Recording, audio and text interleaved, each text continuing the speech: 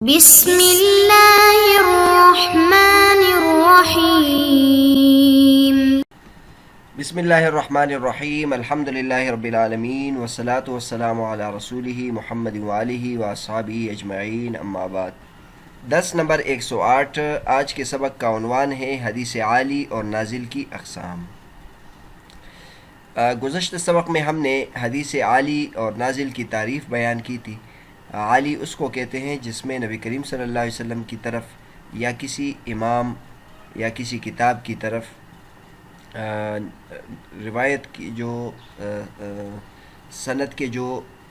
روات ہیں وہ ان کی تعداد کم ہو، اور نازل اس کو کہتے ہیں کہ روات کی تعداد زیادہ ہو۔ تو اس کی تعریف اور متعلقہ بحث بیان کی تھی۔ آج کے سبق میں حافظ بن حجر رحمۃ اللہ علیہ علو کی جو دوسری قسم ہے علو نسبی، اس کی اقسام بیان کر رہے ہیں۔ 4 اقسام حافظ بن حجر رحمۃ اللہ علیہ نے بیان کی ہے: موافقت، بدل اور مساوات اور مصافحہ۔ فرماتے ہیں وفیہا العلو النسبی الموافقۃ وہی الاصول الى شیخ احد المصنفین من غیر طریقہ ای الطریق التي تصل الى ذلك المصنف المعین۔ علو نسبی میں ایک قسم موافقت ہے۔ موافقت اس کو کہتے ہیں کہ مشہور مصنفین میں سے کسی ایک کے شیخ کی طرف روایت کرنے والا پہنچے اس کے طریق اور اس کے سند کے علاوہ کسی اور سند کے واسطے سے، اے طریق التی تصل الی ذلک المصنف معین، یعنی اس معین مصنف کی طرف جو طریق پہنچتا ہے، جو سند پہنچتی ہے، اس کے علاوہ کسی اور طریق سے ہم اس مصنف کے شیخ کی طرف، شیخ کے پاس پہنچے۔ یعنی اگر اس مصنف کے طریق جو مشہور طریق ہے اس کو اختیار کرے تو ہم مثلا 8 واسطوں سے پہنچتے ہیں، اور اگر ہم کسی اور طریق کو لے کر اس مصنف یا مثلا امام بخاری رحمۃ اللہ اس کے شیخ تک ہم پہنچے 7 واسطوں سے، تو اس کو کہتے ہیں موافقت۔ گویا ہم امام بخاری رحمۃ اللہ علیہ کے ساتھ موافق ہو گئے۔ امام بخاری رحمۃ اللہ نے جس طرح روایت کی ہے، جس سند کے ساتھ، جتنی تعداد کے ساتھ، گویا ہم اس کے ساتھ برابر ہو گئے۔ اس کی مثال حافظ ابن حجر رحمۃ اللہ نے دی ہے، مثالہ روى البخاری عن قتيبة عن مالك حديثا فلو رويناه من طريقه كان بيننا وبين قتيبة 8، فلو رويناه ذلك الحديث بعينه من طريق أبي العباس السراج عن قتيبة مثلا لكان بيننا وبين قتيبة فيه 7، فقد حصل لنا الموافقة مع البخاري في شيخه بعينه مع علو الاسناد إليه۔ مثال ہے امام بخاری رحمۃ اللہ علیہ نے ایک حدیث روایت کی ہے قتیبہ سے اور انہوں نے مالک سے۔ مثلا امام بخاری رحمۃ اللہ نے ایک حدیث اس سند سے روایت کی ہے، اگر ہم امام بخاری رحمۃ اللہ کے طریق سے اس کو روایت کریں تو ہمارے اور قتیبہ کے درمیان 8 واسطے ہیں۔ مثلا حافظ ابن حجر رحمۃ اللہ فرماتے کہ ہم اگر اس سند کے ساتھ روایت کریں جو امام بخاری رحمۃ اللہ تک ہمیں عام طور پر سند حاصل ہے، تو ہمارے اور قتیبہ کے درمیان 8 واسطے ہوں گے۔ اگر اسی حدیث کو بعینہ ابو العباس السراج کے طریق سے نقل کرے، جو ابو العباس سراج نے قتیبہ سے روایت کی ہے، تو ہمارے اور قتیبہ کے درمیان 7 واسطے ہوں گے۔ بس ہمارے لیے امام بخاری رحمۃ اللہ کے ساتھ موافقت حاصل ہو گئی ان کے شیخ میں بعینہ، اور جبکہ سند بھی عالی ہے، یعنی صرف ان کے شیخ کے ساتھ موافق نہیں ہوئے بلکہ واسطے بھی کم ہیں ساتھ۔ یہاں قتیبہ کا ذکر آیا اور ابو العباس سراج کا ذکر آیا، تو ان کے حالات مختصراً ذکر کیے ہیں۔ قتیبہ بن سعید مشہور ثقہ راوی ہے، ثبت راوی ہے، 240 ان کی وفات ہے، سیاہ ستہ نے ان کی روایت نقل کی ہے۔ ابو العباس سراج کے حالات یہ ہیں کہ محمد بن اسحاق بن ابراہیم السراج شیخ خراسان، یعنی خراسان کے محدث تھے، ثقہ تھے، حافظ تھے۔ 216 ان کی پیدائش ہے اور 313 ان کی وفات ہے۔ یہ ان کے بارے میں عجیب بات ہے کہ ان سے امام بخاری رحمۃ اللہ علیہ، امام مسلم رحمۃ اللہ علیہ نے صحیحین کے علاوہ میں حدیث لی ہے، یعنی امام بخاری رحمۃ اللہ علیہ کے معاصر تھے، امام مسلم رحمۃ اللہ علیہ کے معاصر تھے، ایک درجے کے تھے، لیکن اور یہ امام بخاری رحمۃ اللہ علیہ کے شاگرد میں بھی ہے۔ آگے فرماتے وہ فی اعداد طلبۃ البخاری، لیکن امام بخاری اور امام مسلم نے ان سے بعض احادیث لی ہے جو صحیحین کے علاوہ میں ہیں، اور دیگر حضرات نے بھی ان سے حدیث لی ہے۔ یہ ابو العباس سراج کے بارے میں انشاءاللہ مزید بحث آگے آ جائے گی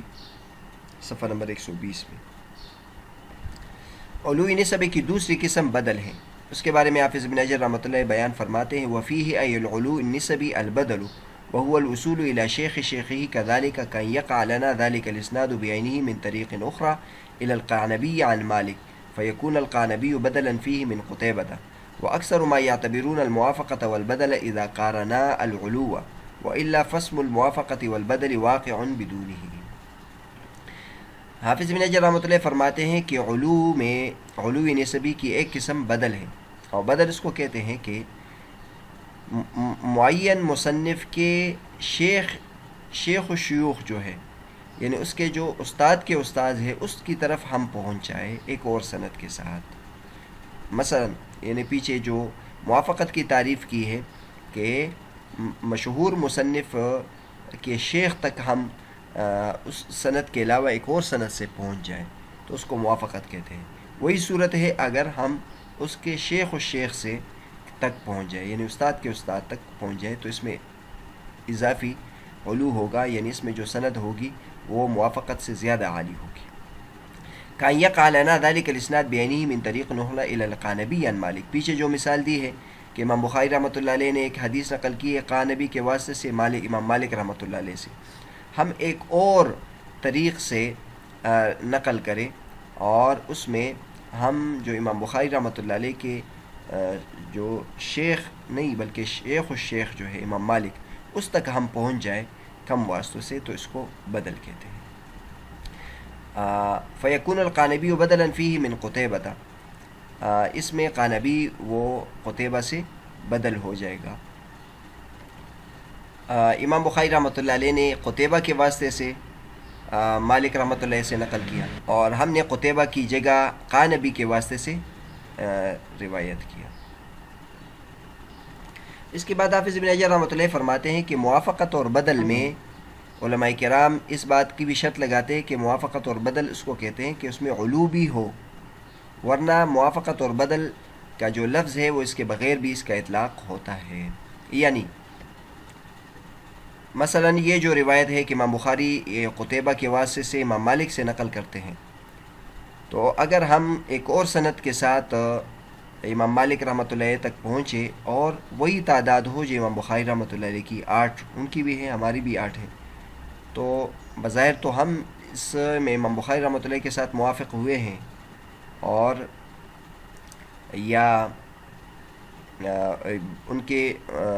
بدل یہاں ہوا ہے، لیکن اس کے لیے بھی شرط ہے کہ اس حدیث میں جو ہماری سند ہوگی اس میں علو بھی ساتھ ہو، صرف موافقت نہ ہو، صرف بدل نہ ہو، بلکہ ساتھ ساتھ جو ہماری سند ہے اس میں ایک اضافی خوبی، ایک تو ہم موافق بھی ہو گئے، اس کے بدل بھی ہو گئے، اور ساتھ ساتھ علو بھی ہے۔ تو یہ دونوں باتیں اصطلاحی طور پر ان دونوں باتوں کو کا خیال رکھا گیا ہے، ورنہ لغوی اعتبار سے تو بدل اور موافقت کا اطلاق مطلق سند پر بھی ہوتا ہے چاہے اس میں علو نہ ہو۔ جہاں تک اس موضوع پر کتابوں کا ہے، علو عالی حدیث سے متعلق کتابوں کی بات ہے،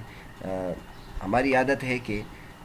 اور حافظ ابن حجر رحمۃ اللہ علیہ بھی کی بھی عادت ہے کہ جب کسی نوع کا ذکر کرتے ہیں تو اس نوع پر جو کتابیں ہیں اس کا تذکرہ کرتے ہیں۔ تو یہ جو نوع ہے علو والا عالی حدیث، اس میں کتابیں بے شمار لکھی گئی ہیں، یعنی ہزاروں کتابیں اس موضوع پر لکھی گئی ہے، اور ان میں سے اکثر چھپی ہے، آپ اس بارے میں دیکھ سکتے ہیں۔ اور اس کی وجہ حافظ ابن حجر رحمۃ اللہ علیہ نے بھی پیچھے ذکر کی کہ متاخرین کی رغبت اس طرف زیادہ ہو گئی، متاخرین نے عالی حدیث اور علو سے متعلق جتنے بھی جو مضامین ہیں اس کا انہوں نے بہت زیادہ خیال رکھا ہے، جیسے اسبات اور معاجم اور فہارس لکھی گئی ہیں، جس میں ایک محدث اپنی اسانید جمع کرتا ہے، پھر اس میں اس بات کا بھی خیال رکھتا ہے کہ اس کو جو عالی حدیث سے پہنچی ہوتی ہے اس کا بھی درج کرتا ہے۔ تو یہ متاخرین میں زیادہ ہو گئی اس کی مثالیں اور اس کتابیں بہت زیادہ، لیکن یہ چند کتابیں شیخ ابراہیم اللاہم نے اس کا ذکر کیا ہے، اس کا میں نے ٹکڑا پیش کیا ہے۔ ولابن عساکر کتاب فی الموافقات وصفہ السخاوی بأنہ کتاب ضخم يدل على تبحرہ فی هذا الفن۔ ابن عساکر نے الموافقات لکھی ہے، امام سخاوی رحمۃ اللہ نے اس کی تعریف کی ہے کہ اسی طرح ضیاء مقدسی کی بھی کتاب ہے اور ان کے علاوہ کی بھی کتاب ہے، اور بدل پر بھی ابن عساکر کی کتاب ہے، ولابن عساکر کذالک جزء الاربعون الابدال، اسی طرح ابو ربیع بن سالم الاندلسی کی بھی جزء الابدال ہے۔ تیسری قسم علو نسبی کی، وفیہ ای العلو النسبی المساوات، وہی استواء عدد الاسناد من الراوی الى آخرہ ای الاسناد مع اسناد احد المصنفین، کان یروی النسائی مثلا حدیثا یقع بینہ وبین النبی صلی اللہ علیہ وسلم فیہ 11 نفسا، فيقع لنا ذلك الحديث بعينه بإسناد آخر إلى النبي صلى الله عليه وسلم يقع بيننا وبين النبي صلى الله عليه وسلم 11 نفسا، فنساوي النسائية من حيث العدد مع قطع النظر عن ملاحظة ذلك الإسناد الخاص۔ علو نسبی میں ایک قسم مساوات ہے۔ مساوات کس کو کہتے ہیں؟ اور وہ یہ ہے کہ راوی کی جو سند ہے اس کی تعداد آخر تک، یعنی سند کے آخر تک جو روات کی تعداد ہے وہ مصنفین میں سے کسی ایک کے سند کے ساتھ برابر ہو جائے۔ یہ بہت عجیب قسم ہے۔ یعنی مثلا امام نسائی رحمۃ اللہ نے ایک حدیث بیان کی ہے جس میں امام نسائی رحمۃ اللہ علیہ اور نبی کریم صلی اللہ علیہ وسلم کے درمیان 11 واسطے ہیں، اور ہم ایک اور سند کے ساتھ یہ حدیث بیان کریں جس میں ہمارے اور نبی کریم صلی اللہ علیہ وسلم کے درمیان 11 واسطے ہوں، تو اس طرح ہم امام نسائی رحمۃ اللہ کے ساتھ تعداد میں برابر ہو گئے، قطع نظر اس خاص سند کی کو ملاحظہ کیے، یعنی اس خاص سند میں جو خوبیاں ہیں اس سے قطع نظر ہم امام نسائی رحمۃ اللہ کے ساتھ برابر ہوئے۔ اس کی صورت ایسی بنتی ہے کہ عام طور پر جو یہ قدیم محدثین ہیں جیسے امام نسائی رحمۃ اللہ علیہ، یہ جب کوئی حدیث نبی کریم صلی اللہ علیہ وسلم کی طرف بیان کرتے ہیں تو عام طور پر ان کے درمیان جو واسطے ہوتے ہیں 4 ہوتے ہیں یا 5 ہوتے ہیں، یا 6 ہوں گے زیادہ سے زیادہ، یا 8 ہوں گے، لیکن ایسا نہیں ہو سکتا کہ بہت زیادہ ہو، لیکن کبھی کبھی ان کو ایک حدیث پہنچی ہوتی ہے بہت زیادہ تعداد کے ساتھ، جیسے مثلا 11 ہو گئے۔ ایسے موقع پر ہمارے لیے یعنی ایک موقع ہوتا ہے کہ ہم نسائی رحمۃ اللہ کے ساتھ اپنے آپ کو برابر کریں، اسی حدیث کو لے لیں اور اس کو تلاش کریں کہ کسی اور جگہ میں یہ حدیث کم واسطوں سے منقول ہو اور اس تک ہم اپنی سند پہنچائیں۔ اس طرح پھر ہم ہماری اور نبی کریم صلی اللہ علیہ وسلم یا اس حدیث کی جو سند ہے اس میں اتنی ہی تعداد ہو جس طرح یہ امام نسائی رحمۃ اللہ علیہ کی روات کی تعداد ہے۔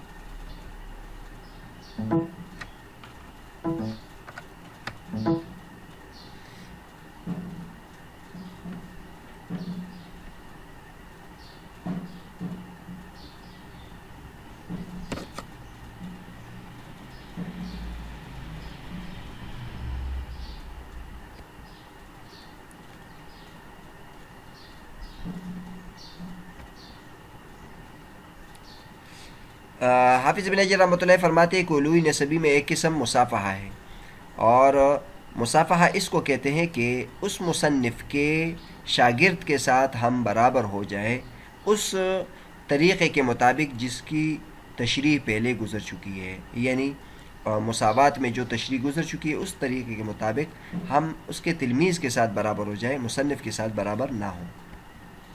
مساوات میں ہم نے مثال دی ہے کہ مثلا ہمارے اور امام نسائی اور نبی کریم صلی اللہ علیہ وسلم کے درمیان 11 روات کا فاصلہ تھا اور واسطہ تھا، اور ہم نے ایک حدیث وہی حدیث ایک اور سند سے روایت کی اور ہمارے اور نبی کریم صلی اللہ علیہ وسلم کے درمیان 11 واسطے تھے، تو ہم ان کے ساتھ برابر ہو گئے۔ اگر یہی صورت ہے اور ہم جو سند لے آئے اس میں ہمارے اور نبی کریم صلی اللہ علیہ وسلم کے درمیان 12 کا واسطہ ہو تو اب اس کو مصافحہ کہیں گے۔ اب یہاں امام نسائی رحمۃ اللہ کے ساتھ ہم برابر نہیں ہوں گے بلکہ ان کے شاگرد کے برابر ہو جائیں گے، اور امام نسائی رحمۃ اللہ علیہ سے گویا ہم مصافحہ کرنے والے ہو جائیں گے۔ حافظ ابن حجر رحمۃ اللہ علیہ اس کی وجہ بتائیے کہ اس کو مصافحہ اس وجہ سے کہتے ہیں کہ عام طور پر جب کوئی کسی محدث سے حدیث لیتا ہے تو اس کے ساتھ مصافحہ بھی کرتا ہے، تو گویا ہم اس صورت میں نسائی رحمۃ اللہ علیہ سے ملے ہیں اور ان سے مصافحہ کیا ہے۔ آگے حافظ ابن حجر رحمۃ اللہ فرماتے ہیں وَيُقَابِلُ الْعُلُوَّ بِأَقْسَامِهِ الْمَذْكُورَةِ النُّزُولُ فيكون كل قسم من أقسام العلو يقابله قسم من أقسام النزول خلافا لمن زعم أن العلو قد يقع غير تابع لنزول. حافظ ابن حجر رحمۃ اللہ فرماتے ہیں کہ اوپر جو اقسام ہم نے ذکر کیے اس میں علو کی اقسام 4 ذکر کی ہیں، لیکن یہ نزول کے بھی، نازل حدیث کی بھی 4 اقسام ہو جائے گی، کیونکہ عالی اور نازل آپس میں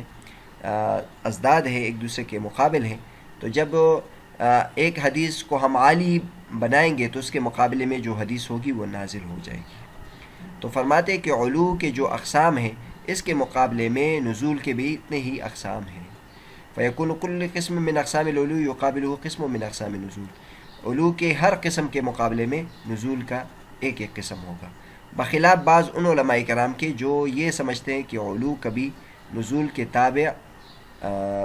ہوئے بغیر بھی واقع ہوتا ہے. یعنی کبھی کبھی ایسا ہو سکتا ہے کہ ایک حدیث عالی ہو لیکن اس کے مقابلے میں نازل حدیث نہ ہو، فی نفسی وہ حدیث ہی عالی ہو اس کے مقابلے میں. لیکن حافظ ابن حجر رحمۃ اللہ علیہ نے یعنی اس کو ترجیح دی ہے کہ جو عالی ہوگا اس کے مقابلے میں حدیث نازل ہوگی. یعنی جب کسی حدیث کو ہم عالی کہیں گے تو اس کے لیے ضروری ہے اس کے مقابلے میں نازل بھی ہو.